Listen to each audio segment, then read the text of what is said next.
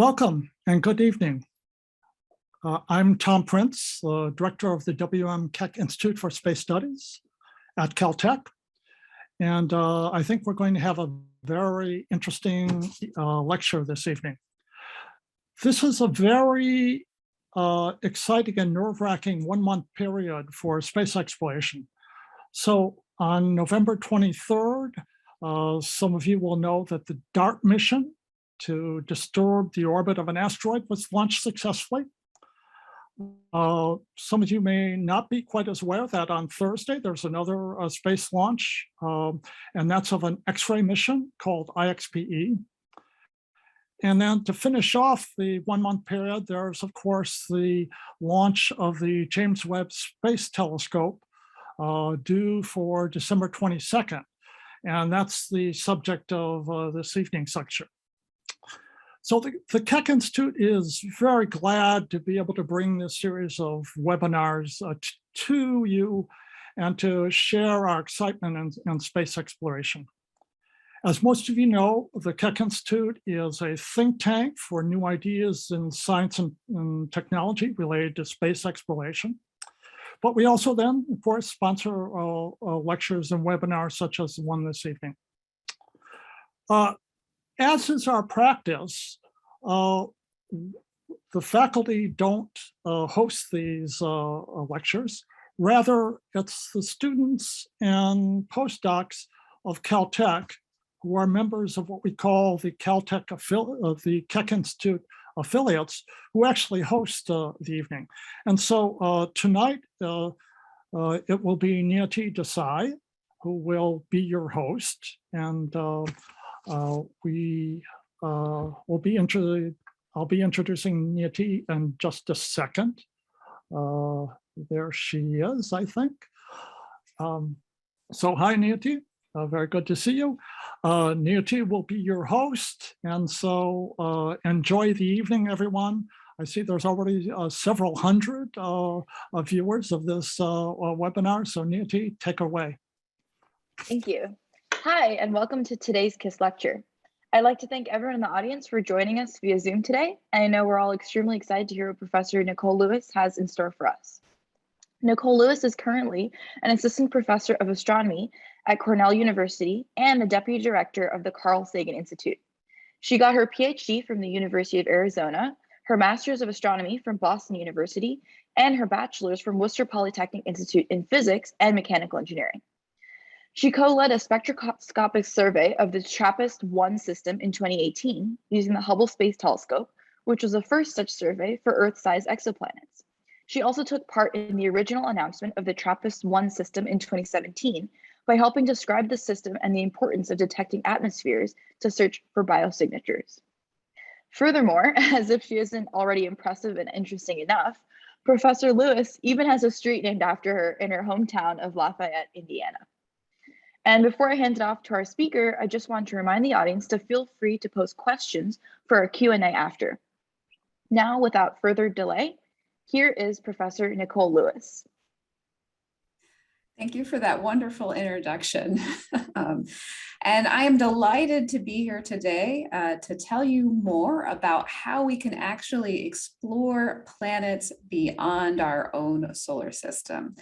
So the main point of what I'm going to talk to you today about is actually how do we explore planets outside of our solar system where we can't send a rover or an orbiter or maybe even a quadcopter. How do we learn more about what those planets are like, including, their potential to support life? But before I take you on this journey beyond our solar system, I first need to take a stop here in our own solar system. I'm trained as a planetary scientist, and so all of my understanding about planets really has a foundation in understanding the planets in our own backyard. Now, I grew up in a time when there were, in fact, 9 planets in the solar system. Many in the audience may remember that time, but nowadays, more and more people are growing up learning only about the 8 planets in our solar system. Of course, Pluto lost its planet status in the mid-2000s with very good reasons. Don't worry, I don't want to bring Pluto back as a planet. But the 8 planets in our solar system actually tell us a lot about how we think planetary systems form and evolve. We, of course, are here on Earth. We have our other terrestrial or rocky planet brethren, Mercury, Venus, and Mars, that are located close to the sun. And then there are the big gas giant planets that are located further away from the sun. We have Jupiter with its great red spot and swirling clouds, and Saturn with its beautiful rings. And so these are the planets that sort of form our understanding of what we think planets might look like beyond our solar system. Even with just these 8 planets to start with, that has, of course, not stopped people from thinking about, a much richer diversity of planets that might exist out there. And so we see throughout science fiction and fantasy, both in movies and novels, et cetera, and even art, people thinking about these worlds that look nothing like the planets in our own solar system. We have a case here, of course, where we have a planet, a desert world that's orbiting 2 stars. We see, of course, worlds out there that are covered in oceans. We see gas giant planets that look nothing like our Jupiter. And so, throughout human history, we've always thought that there might be more out there. There might be a lot more complexity to planets beyond what we see here in the solar system. And so over the last 2.5 decades, we've seen that complexity and that diversity of planets actually explode. So I want to remind folks, the first exoplanet around a sun-like star was actually detected just 26 years ago. Okay, so well within many people on this call's lifetime. And in that short 25 or 26 years, we've now discovered more than 4,500 exoplanets. And when we look at that population of exoplanets, we see that, in fact, they are quite diverse. And in terms of the frequency of planets that we see out there, the number that we see, we do see a fair number of our favorite gas giant planets, things like Jupiter and Neptune. We also see a fair number of planets out there that are approximately the same size as Earth. But interestingly, the most abundant type of planet that we see out there are planets in between the size of Earth and Neptune, which we don't actually have any solar system analogs for.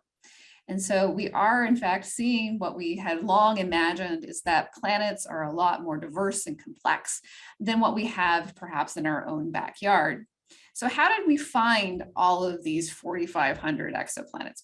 Well, there are many techniques to find exoplanets. I'm going to focus on 2 in this talk. And in particular, I'm going to focus on these 2 because they give us information about these planets that allows us to go beyond detection and to begin to sort of characterize and better understand these worlds. And so the first technique I want to talk to you about is called the radial velocity or Doppler method. And so all planets, including the Earth and Jupiter, our own solar system, actually tug on the star just a little bit because of gravity, okay? And so as a planet goes around in its orbit and it's tugging on its star, the star will actually orbit in a very small, tiny orbit such that it will appear to come towards us and away from us as we observe it. Now, what happens as it's going towards us and away from us is that we see a Doppler shift in the light from that star. This is very similar to the Doppler shift that you hear when, say, an ambulance comes screaming by you on the street, or maybe a train comes roaring by with its horn blazing. And so what we're able to do is actually measure again that blue shift of light as it comes towards us, the star, and then a red shift of light as that star goes away. And that allows us to infer the presence of a planet orbiting the star. It also allows us to measure the strength of that shift and estimate what the mass of the planet is. And so using the radial velocity technique, we've discovered hundreds of planets. And in fact, it was the method that was used to discover the first exoplanet around a sun-like star.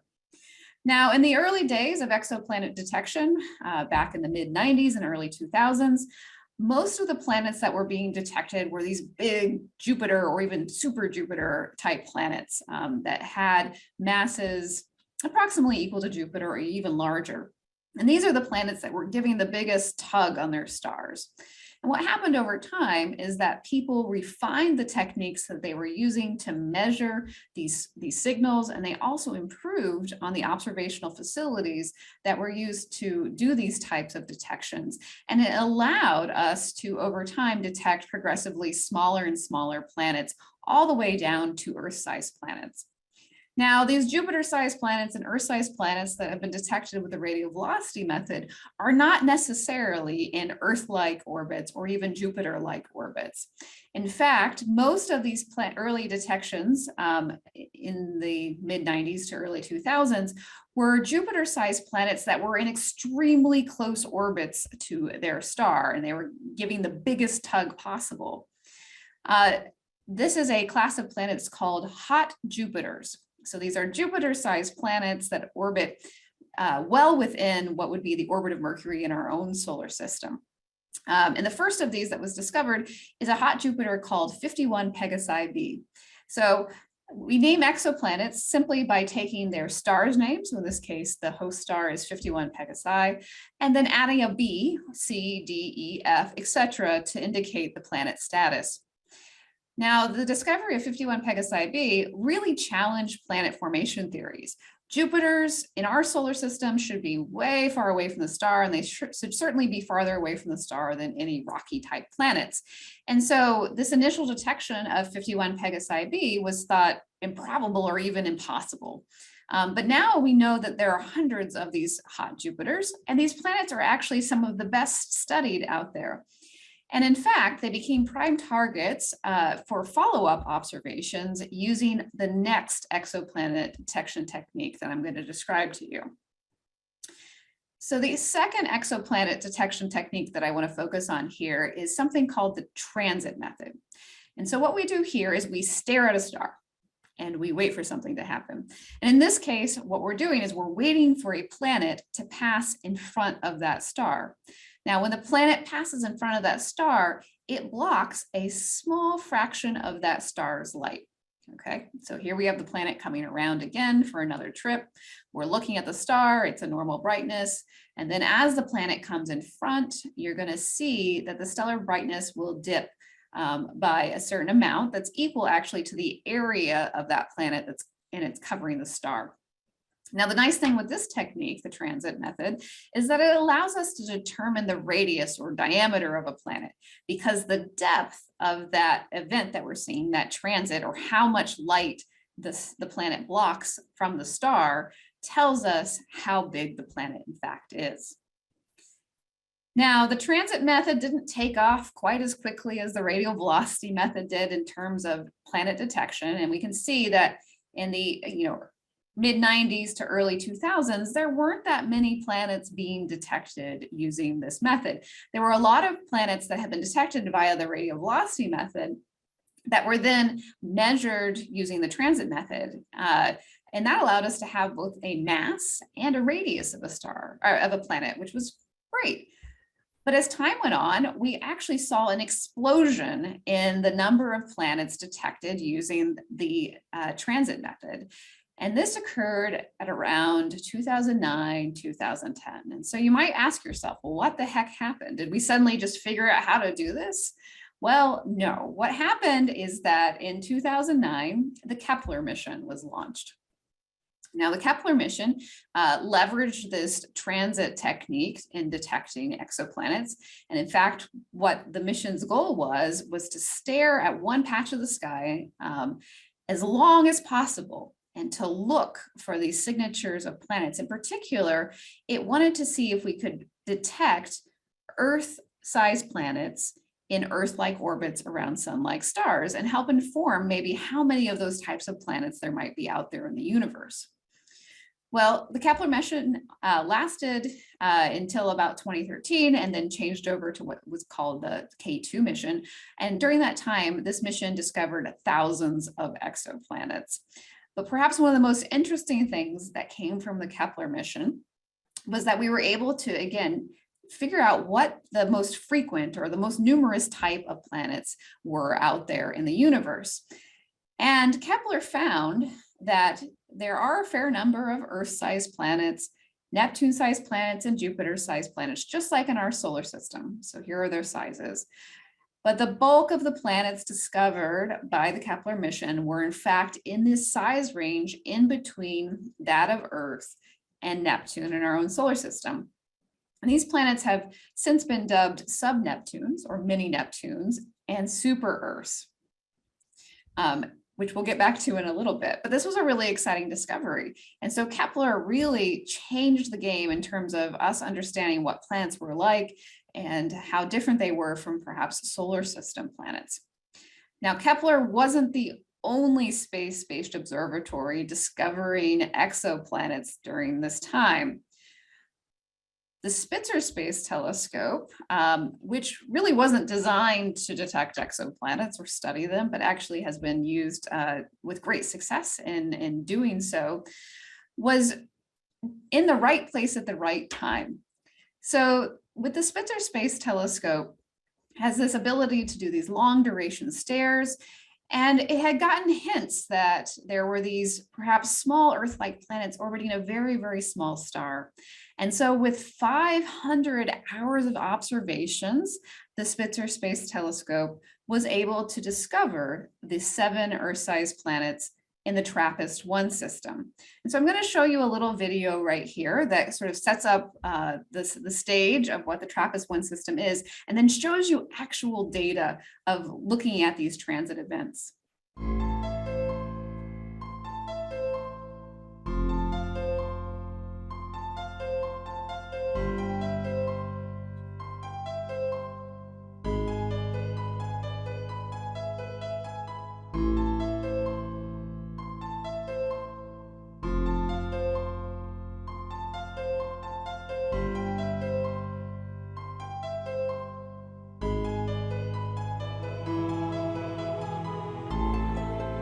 So what you're seeing here is the actual data here on the bottom from the discovery of the 7 planets in the TRAPPIST-1 system.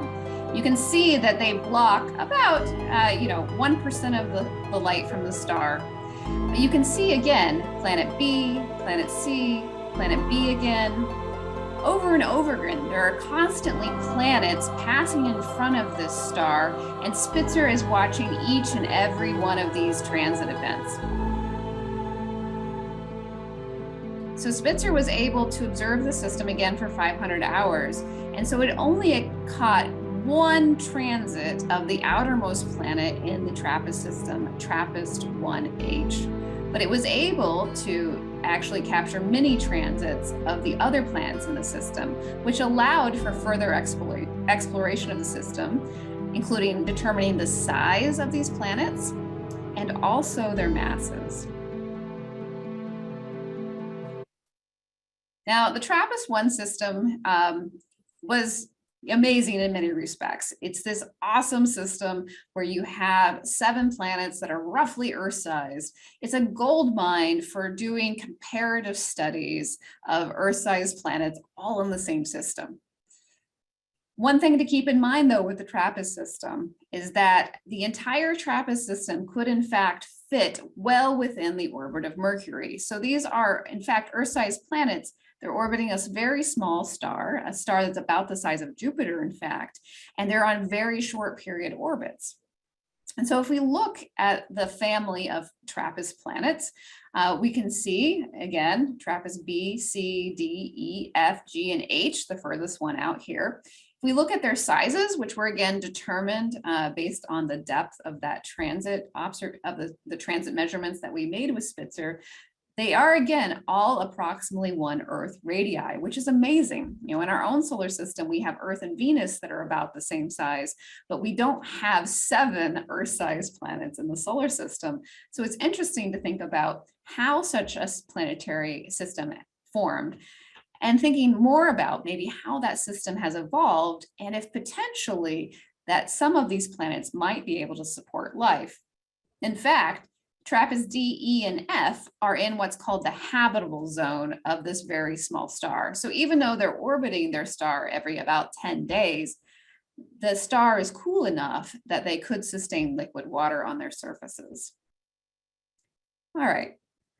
So I've told you a little bit about how we detect exoplanets, and that's great. We need more planets to study because by looking at the broad range of planets out there and learning more about them, we're able to put our own solar system into context and ask those burning questions like, how did we get here? And of course, are we alone?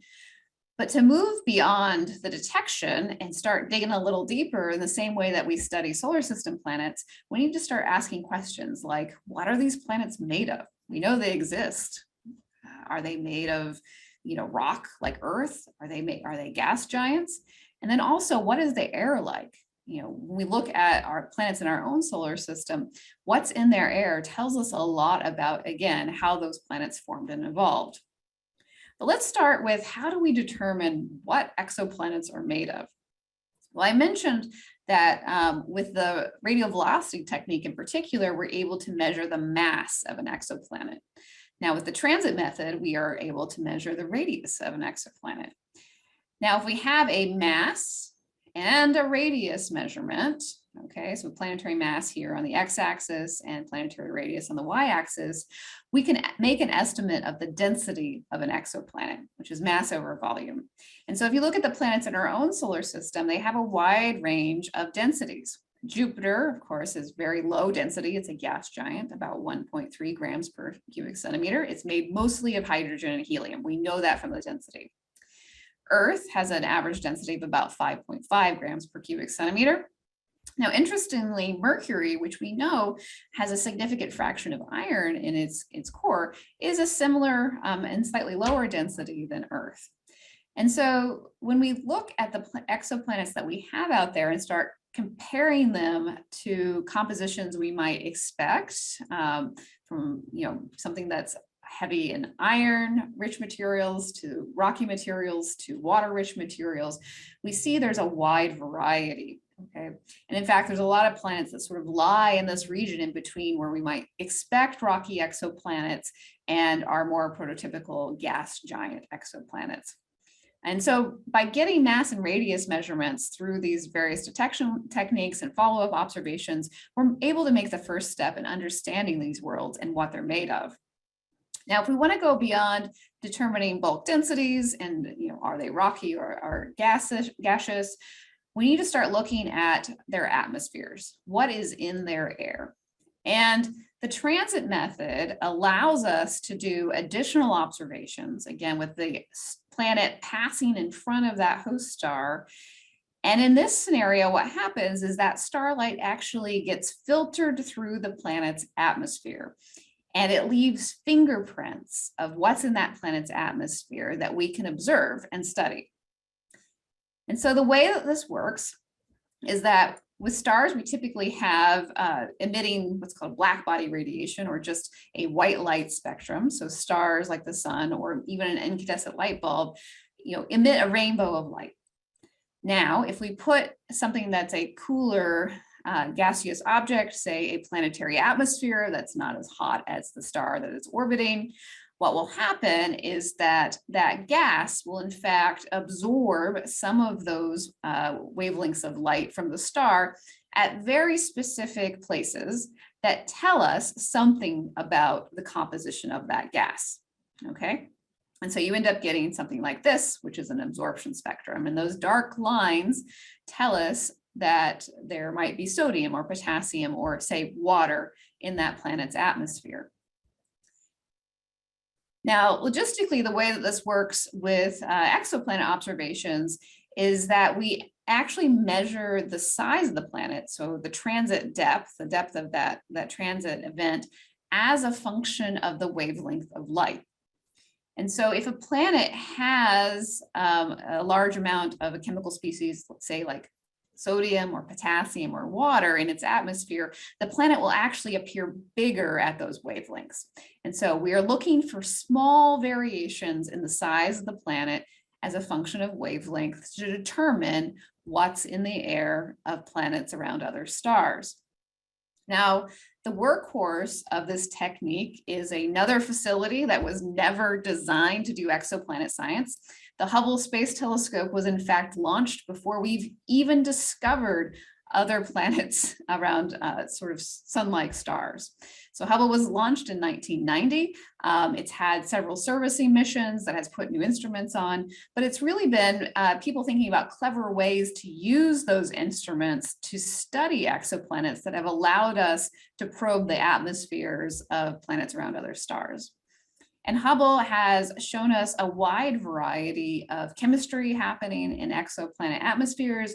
We've had detections of things like helium, water, methane, titanium oxide, which is the stuff that's in your sunscreen.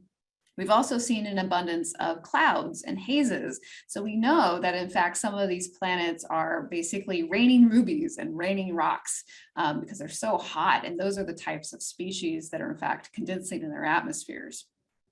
And so Hubble really has allowed us to think about the complex chemistry that's happening in these planets that is not what we see in the planets in our own solar system. Again, most of these planets are these big gas giant planets that are close to their host stars, the so-called hot Jupiters. Beyond looking at atmospheric chemistry, Hubble has allowed us to also explore the evolution of exoplanets over time. And in particular, because the Hubble Space Telescope has capabilities at ultraviolet wavelengths, it's actually able to see hydrogen escaping in huge amounts from the atmospheres of exoplanets. And this is a little illustration showing the escaping atmosphere of the exoplanet GJ 3470b. And this planet is in fact losing its atmosphere so rapidly that it's predicted that it will soon be not a Neptune-sized planet, but in fact more of a mini Neptune and maybe even a super Earth-sized planet. And so these observations have given us some really critical clues about maybe where all of those mini Neptunes and super Earths came from. Could they have been potentially larger planets that got a little too close to their stars and then subsequently began losing a lot of their atmospheres until they became the size that we see them today? Now, beyond escaping atmospheres and chemistry in hot Jupiters, Hubble has allowed us to look at the atmospheres of some of the first habitable zone exoplanets. And in fact, it recently discovered water in the atmosphere of a sub-Neptune exoplanet called K2-18b that in fact orbits in the habitable zone of its host star. And so this was really exciting. We got a secure molecular detection from an exoplanet that was about the temperature where we would expect liquid water to be present in its atmosphere. Hubble was also used to study the atmospheres of the planets in the TRAPPIST-1 system. We first started looking at actually TRAPPIST-B and C as a double transit. So these planets transit so often that sometimes it's actually really hard to get them on their own. But we thought about using the combined signal from TRAPPIST-B and C to see if we could see any signatures of an atmosphere around these planets. What we were able to do with Hubble was to rule out the possibility of the TRAPPIST-1 planets having atmospheres rich in hydrogen or primordial atmospheres.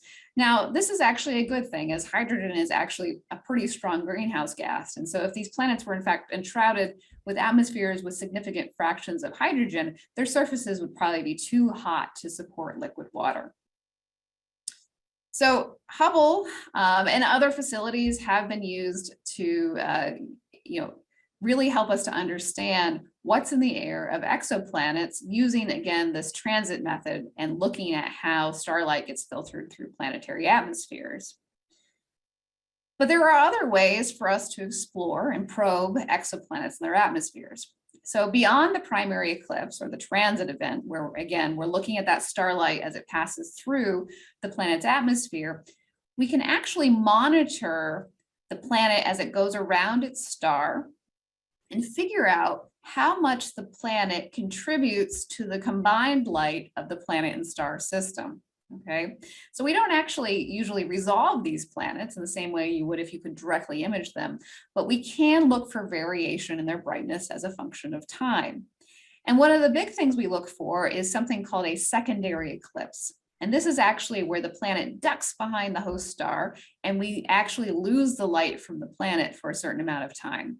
But by measuring the depth of that change and the brightness of the combined system, we can actually determine how much light is coming from the planet's day side. Now, this technique is great, but in order to look for light from a planet, we have to look at wavelengths of light where planets emit most of their energy. And it turns out that planets and people emit most of their energy at infrared wavelengths. Okay, so the same kind of light that you would see if you put on night vision goggles. And by looking at infrared wavelengths of light, we are able to, again, measure that emission coming from exoplanet atmospheres. That allows us to measure their temperatures, which is pretty key to understanding, their chemistry, but also, their potential habitability.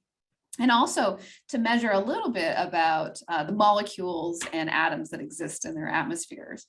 Now, the Spitzer Space Telescope was the infrared facility that we had available to us during the last sort of 17 years. The Spitzer Space Telescope ended its mission in 2020 and was launched in 2003.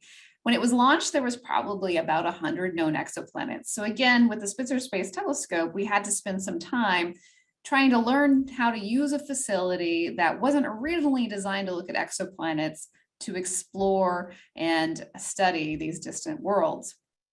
And one of the ways that we use the Spitzer Space Telescope, because unlike Hubble's in a low Earth orbit, it goes around the Earth basically every 90 minutes. Spitzer was actually pretty far away from Earth because it didn't want to get too close to the infrared heat from Earth. Spitzer allowed us to sort of point and stare for long durations, much like that 500-hour observation that revealed the 7 planets in the TRAPPIST-1 system. And so with that capability, the capability for long duration stares and the capability to look at infrared wavelengths, we were able to monitor exoplanet systems as the planets went through their entire orbits. Now, most of the exoplanets that we've studied to date orbit very closely to their host star. They typically have orbits on the order of a few days. And so when you're in an orbit of a few days next to a star, what happens is that we expect that these planets will become tidally locked, much like the moon is tidally locked to the Earth, which means those planets will have one side that's always facing their host star. And so they have a permanent day side and a permanent night side. Now, this might not seem like a great thing in terms of places to live, but it's actually really great in terms of helping us to understand how we can map exoplanets and figure out what they actually look like. And so what we do here is, again, we monitor a planet as a function of orbital phase. As the planet goes around in its orbit, it passes in front of its host star, so the transit event. And during this transit event, the planet actually has its night side facing us. And so we're able to estimate from that event the amount of heat coming from the night side of the planet. We can continue to monitor the planet as a function of time and look for variations in its brightness until it passes behind its host star. And that's, again, when it's blocked by the star, we can no longer see the light from the planet. But that gives us an important baseline. That tells us what's the brightness of the star alone. It allows us to estimate how bright the day side is and what the average temperature is. But critically, what we can do is look at how the light from the planet varies as a function of time. And we can see if the planet is brightest right in the middle of its day side, kind of where you'd expect all of that blasting energy from the star to be deposited. But interestingly, what we've seen is that the brightest point or the hottest point on the planet is often not right at high noon, okay? The brightest point actually occurs just before that high noon point, which indicates that, in fact, the heat that's being deposited on the day side of the planet is being moved around, okay? And so we've used these types of observations, so-called phase curve observations, to make rudimentary maps of exoplanets. And this is a rudimentary map of the planet HD 189733b. And what we see is that there's a bright hot spot on this planet that is in fact shifted by about 30 degrees from what we call the substellar point, or the point at which the star is blasting most of its energy.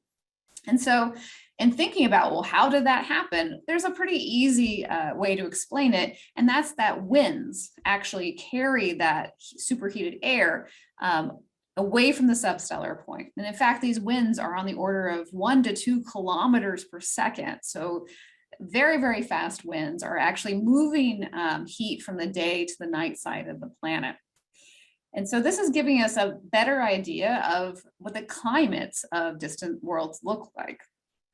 And this technique has allowed us to, again, make rudimentary maps of exoplanets, and using both what we call phase curve observations and also a technique called eclipse mapping, where we study how the light from the planet changes as it ducks behind the host star and then comes out the other side. We've been able to make 2-dimensional and sometimes 3-dimensional maps of exoplanet atmospheres. And so what I have to present for you right here is our best picture of the exoplanet HD 209458b, which is a hot Jupiter type exoplanet, compared with Jupiter at the same infrared wavelengths. And so what I want to emphasize here is that we all know and love Jupiter and its many bands and the great red spot, but hot Jupiters don't look anything like Jupiters. And so the next time you see a press announcement or something like that, talking about discoveries of hot Jupiters, and they give you a picture of a Jupiter that happens to be just a slightly different color, know that that's not how the planet looks. In fact, most of our hot Jupiters, because they are in this tidally locked configuration, don't have the same banding that we see in Jupiter's atmosphere. All right. And so, over the last 2 decades or so, we've learned a huge amount about exoplanets, what their compositions are, and their atmospheres. And we've done this with facilities like Hubble and Spitzer that were really never designed to do this type of science. And so we've learned a lot about these hot Jupiters. We've learned some about Neptunes and even many Neptune atmospheres, the K2-18b, water discovery. But what we want to do is to figure out how can we start looking at ever smaller and cooler planets to eventually get us down to thinking about exploring Earth-like worlds. And so really what's going to happen to push us further down in terms of the size of planets we're able to explore is that we need new facilities, and we need facilities that have capabilities designed with exoplanets in mind. And so this is where we enter the era of TESS and Webb. TESS is the Transiting Exoplanet Survey Satellite, and I have a short video for you now to learn more about that mission. TESS, the Transiting Exoplanet Survey Satellite, is NASA's newest exoplanet mission. Led by MIT, TESS will find thousands of new planets orbiting nearby stars. During its 2-year survey, TESS will watch a wide variety of stars, looking for signs of planets ranging from Earth-size to larger than Jupiter. Each of TESS's cameras has a 16.8 megapixel sensor covering a square 24 degrees wide, large enough to contain an entire constellation. TESS has 4 of these cameras arranged to view a long strip of the sky called an observation sector. TESS will watch each observation sector for about 27 days before rotating to the next. It will cover the southern sky in its first year, and then begin scanning the north. TESS will study 85% of the sky, an area 350 times greater than what NASA's Kepler mission first observed, making TESS the first exoplanet mission to survey nearly the entire sky.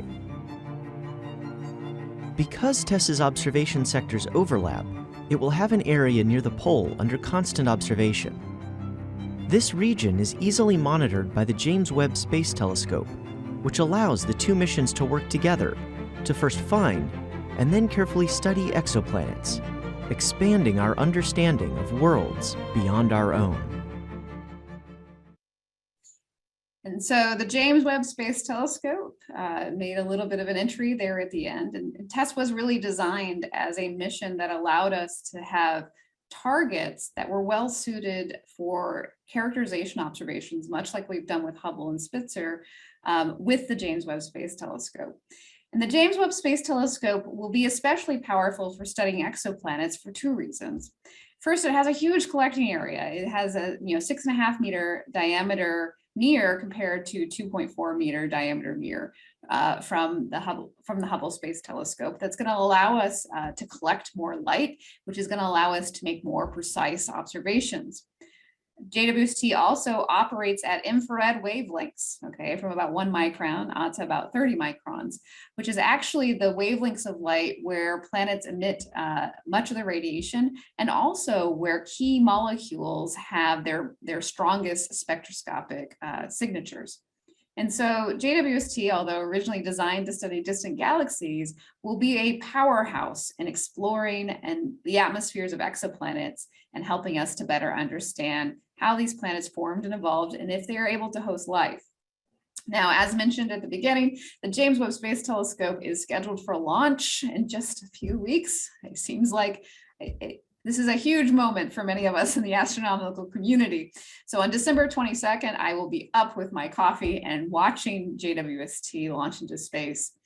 JWST will spend about 25% of its time looking at exoplanets and exoplanetary systems. The exoplanet community came out in full force during the call for proposals with lots of great ideas. And so there will be a lot of exoplanet science that will come about. We have to wait about 6 months after it's launched during the commissioning period before it starts taking data. But after that time, I'm sure that we'll see a huge amount of results coming out in that first cycle of observations. So let's talk a little bit about what transformative science JWST is going to do for exoplanets. Well, I talked a lot about planets that transit their host stars, which will be a lot of what JWST does, but JWST actually has the capability to also directly image exoplanets using a technique called coronography. And so this technique is where you have to block the light from the host star, and that allows you to see the fainter planets that are orbiting it. And this is a technique that's been used actually with Hubble, but also from ground-based observations. And right here, I'm showing an exoplanet system, HR 8799, that was obtained with the GPI instrument. Now, these glowing planets that you see orbiting around this star are not Earth-like planets. They are in fact young Jupiter planets that are glowing still with their heat of formation. And so JWST will be able to look at these so-called self-luminous exoplanets, but also study brown dwarfs and planetary disks that will allow us to better understand how planets form and evolve. JWST will also allow us to measure compositional information for a large number of giant exoplanets in much the same way that we've kind of started using Hubble and Spitzer. One thing that we really care about when thinking about how planets form and evolve, especially when we're thinking about the solar system, is we want to understand how much what we call metals or stuff other than hydrogen and helium are in these giant planets. And when we look in the solar system, we actually see a trend. We see that larger planets, such as Jupiter and Saturn, have less metals in their atmospheres compared to smaller planets, such as Uranus and Neptune. Now, we've made some measurements of these atmospheric metallicities for a range of mostly hot Jupiters, although we have a few of these Neptune-sized planets. And we're seeing that in these other systems, we're not exactly getting the same trend that we see in the solar system, but we need more data and we need more precise data to understand if the trend that we see in the solar system is the rule or perhaps an exception to the rule. Now, I talked about the test mission, and the test mission, like I mentioned, will deliver a large number of targets for JWST to observe, and JWST will in fact be observing a lot of targets from the test mission during its first cycle. And one of the big things that TESS brought in was that it provided planets in this sub-Neptune and super-Earth regime that orbited fairly bright stars, which we need in order to make precise measurements.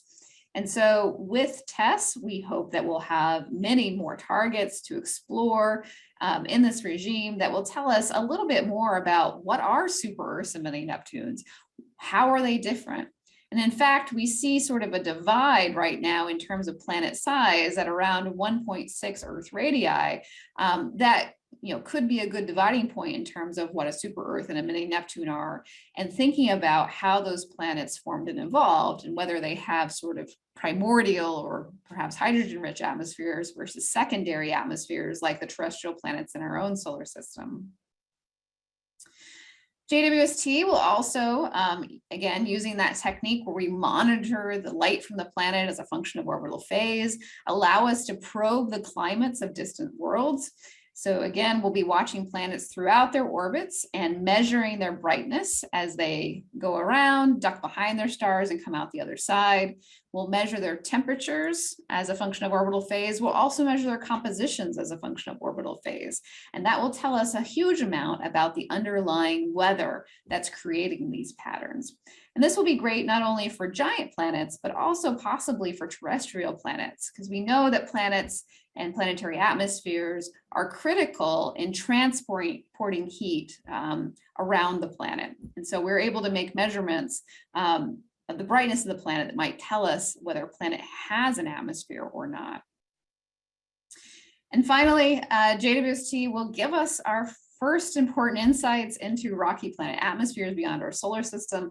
With Hubble, we were really just scratching the surface, especially in the TRAPPIST-1 system.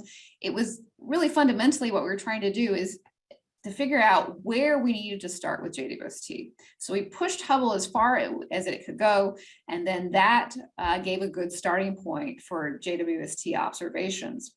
And in fact, the TRAPPIST-1e, which is the planet in the middle of the habitable zone in the TRAPPIST system, will be observed with JWST. It's in first cycle. And what we're hoping to do is to actually measure signatures of carbon dioxide in its atmosphere, which will help us to understand if the planets in fact have atmospheres and what they might be made of.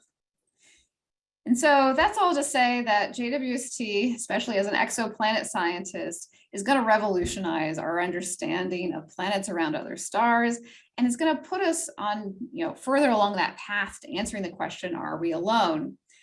But what I want to leave you with is that TESS and JWST are not going to answer the question of are we alone by themselves. They are just part of a journey that we have to make.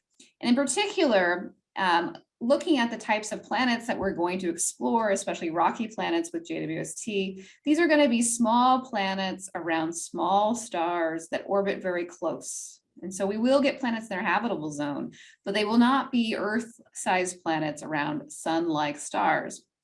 And so in order to move further down that path to looking perhaps at Earth-sized planets around sun-like stars, we need to look to future facilities. In particular, we have the Roman Space Telescope that's going to launch in around 2026. That's going to have a technology demonstrator that's going to allow us to measure reflected light from giant planets. And then we need to look towards future ground and space-based facilities to push ourselves even further in terms of measuring something that is legitimately in the 100 parts per trillion range in order to explore these worlds. And so with that, I just want to leave you with, I'm the Deputy Director of the Carl Sagan Institute here at Cornell, and the work that our interdisciplinary scientists do is really focused on the search for life, both in the solar system and beyond, which includes observations with JWST and beyond. And with that, I will happily take any questions. Thank you so much, Professor Nikole Lewis. That was a really incredible and engaging talk. And yeah, we do have some questions lined up for you from the audience. So the first question that we have is, could there be more planets in the TRAPPIST-1 system past H? So good question. People have been trying to tease out if there was a second 500-hour set of observations that was done with Spitzer, but that was actually ended up being inconclusive. So it hasn't been ruled out, but it would require having a facility that would allow you to capture these longer period transits, basically. Great. And the next question is, what fraction of exoplanets are out of view due to their orbital plane versus our line of sight? Right. So great question. So, I talked about two methods to detect exoplanets. The cool thing is that we have lots of methods of detecting exoplanets, which allow us to basically view them at many different angles. And so that you're right, the transit method is only sensitive to planets that pass in front of their host stars. And so that means we're only getting, a small fraction of the planets that are out there, but we have other methods that allow us to look at planets that may not pass in front of their host stars. And the radial velocity method is one of those. Direct imaging, microlensing, and a couple other methods are giving us a fuller picture of what the whole population looks like. Great. And related to some of the upcoming missions, it was really great hearing about some of the existing ones. Someone from the audience asked, how will the Nancy Grace Roman Space Telescope, formerly known as WFIRST, further the analysis of exoplanets? Yeah, so the Roman Space Telescope has two exoplanet components. The first exoplanet component will actually be a large survey doing what's called microlensing detection of exoplanets. I won't get too much into it, but basically they're going to stare towards the center of our galaxy, and they're going to look actually for these basically magnification events or distortion of stars from planets or stars and planets passing in front of them. Now, the great thing with the microlensing technique is it's actually sensitive to planets at wider separations from their host stars. And so it's very complementary to the Kepler mission. And so that microlensing survey on the Roman Space Telescope is going to give us a better view of what the planet population looks like more around sort of the orbits of Earth and Jupiter. Now, the second part of the Roman Space Telescope that has to do with exoplanets is actually, it's a technology demonstrator. It's a chronographic instrument. And so I mentioned coronography, where you block the light from the star so that you can see the faint planets around it. Well, we haven't really put into space a coronagraph that's what we call active. Okay, the coronagraphs that are on Hubble and Webb are basically just hunks of metal that you put in front of the star. And so what we want to do is actually put a coronagraph up in space that has all of these fancy technologies that allow us to suppress the starlight and make sure that we can do it well in space and move to that next level in terms of measuring fainter planets, and in fact measuring light reflected from planets. Yeah, that's going to be really exciting. I'm personally really excited to see some space chronographs at work.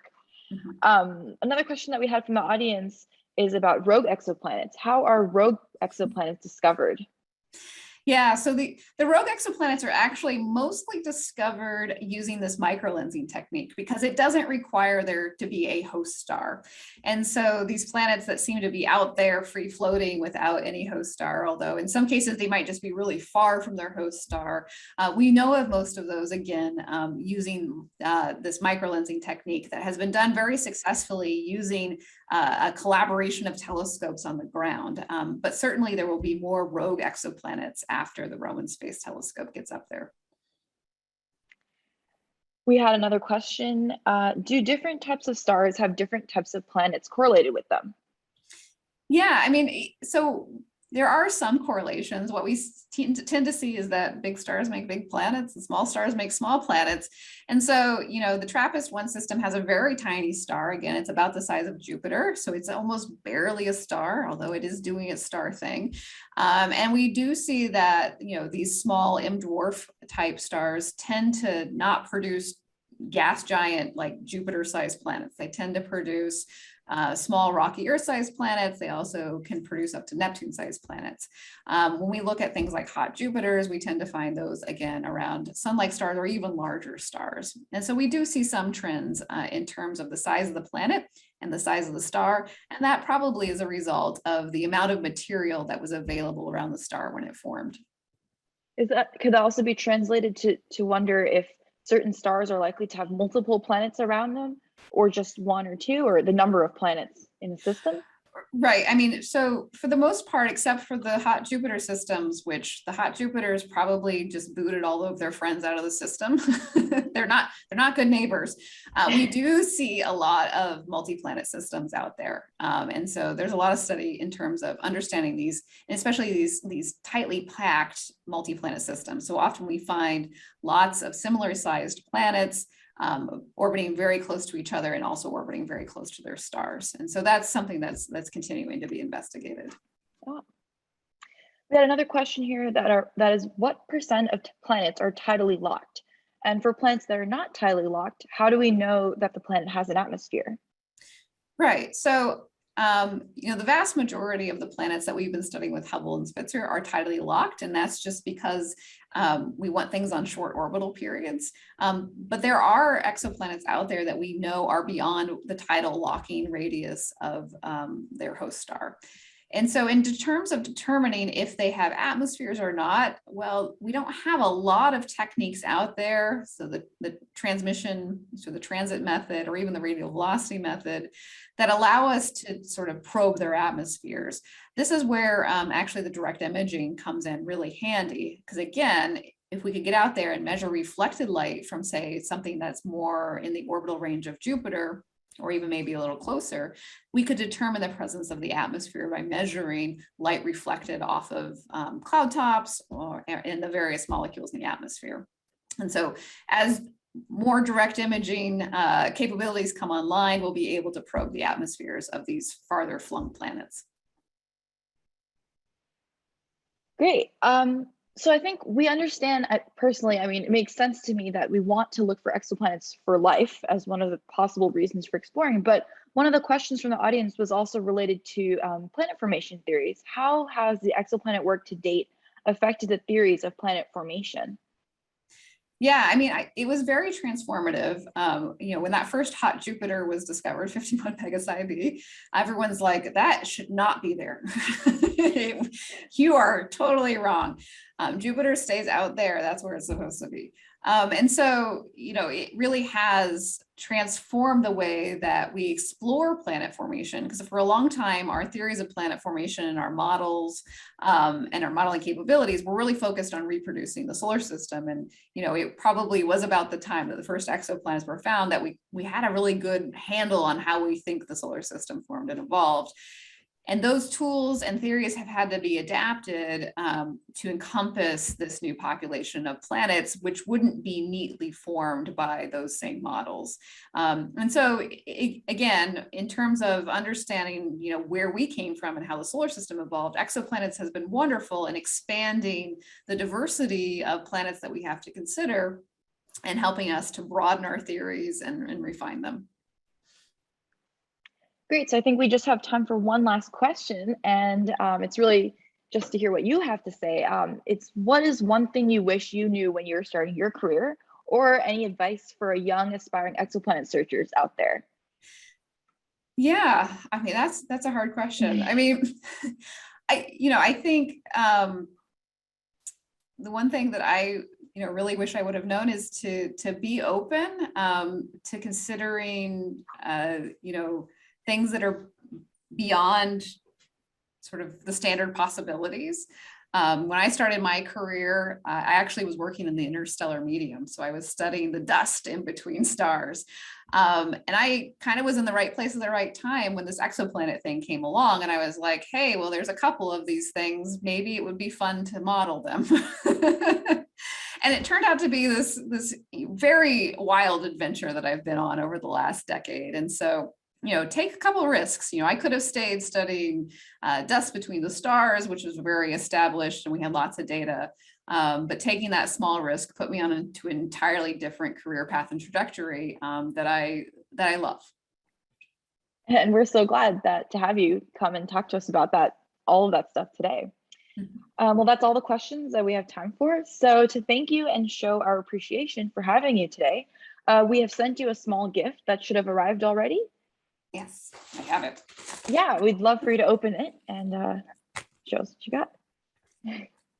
Okay, I have JWST socks. Excellent. I will wear these on launch day. Perfect. And then, we have another thing up here. Hold on.